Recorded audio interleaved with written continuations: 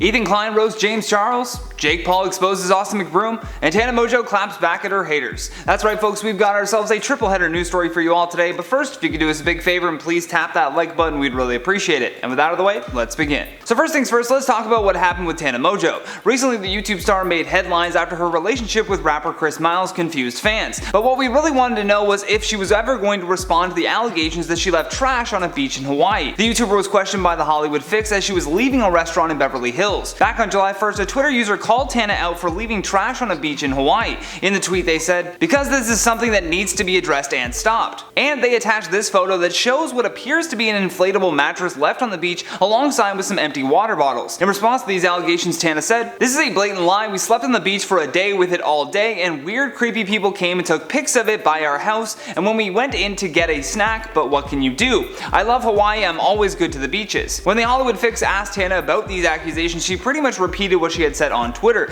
adding that she would never do anything to disrespect the island and that she cleaned up everything afterwards. Although most people on Twitter really didn't care about her clapback and responded with suggestions such as, "Bring a trash can with you next time," and "What can you do? I don't know, maybe not leave trash on the beach." In other news, let's talk about Jake Paul exposing Austin McBroom. Following the big YouTubers vs TikTokers event, it was revealed that Austin may be the owner of Social Gloves, the company that hosted the event. The reason for this being of great importance is because most people that performed at this event were allegedly never paid. Reportedly, the event only made 136,000 pay-per-view buys, which fell short from their projected 500,000. According to Jake Paul, he thinks that this massive loss in profit could ultimately bankrupt Social Gloves. During an interview, Jake said, "They thought that they were going to sell a certain amount of pay-per-views and they didn't sell anywhere near that, and then they spent way too much money putting the event on, so it probably has to bankrupt the company. It's harder to sell pay-per-views than people think." He then went on to say that the high ticket price and the fact that these influencers mainly have a younger audience meant that sales would naturally be low. He goes on to explain, "To come out and hit their first event ever and charge $60 with an audience that is very technically savvy, there was a ton of illegal streams happening for that fight, like hundreds and thousands of people watching it for free, because these are young 13-year-old kids who are gonna find it on the illegal websites." According to TikToker Bryce Hall, he also claimed that he is in legal talks with Social Gloves because he too still hasn't received his promised $5 million payout. Now in our last bit of news, let's talk about the return of James Charles and H3H3's Ethan Klein.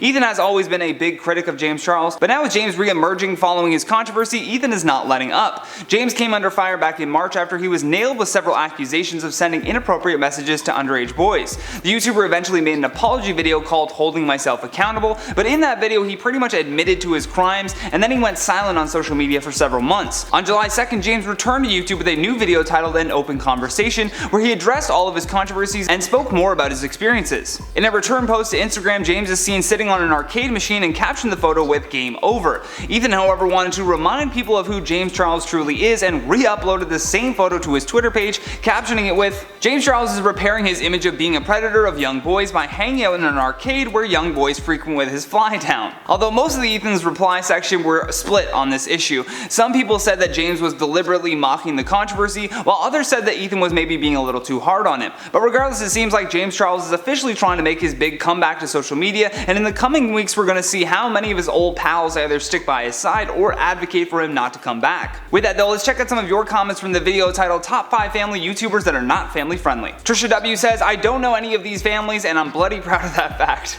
Good for you, Trisha. Good for you. G Flores says, "No wonder Austin McBroom is filing for bankruptcy. Everyone refused to pay for his content." Yeah, that old tweet pretty much aged like milk. 2001 Baby says, "Thank you for bringing attention to the Inghams." Yeah, I heard that there's some recent controversy going on with them right now.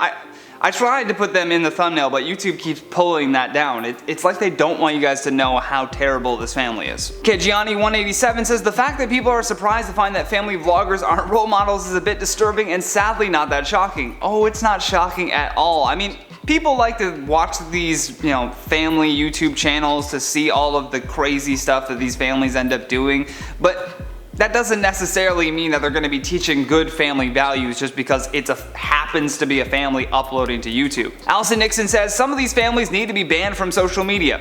Couldn't agree more, Allison. Couldn't agree more. But guys, that has been today's video. Thank you so much for watching. I've been your host, Johnny Rogers, and until next time, stay classy, YouTube, or at least try.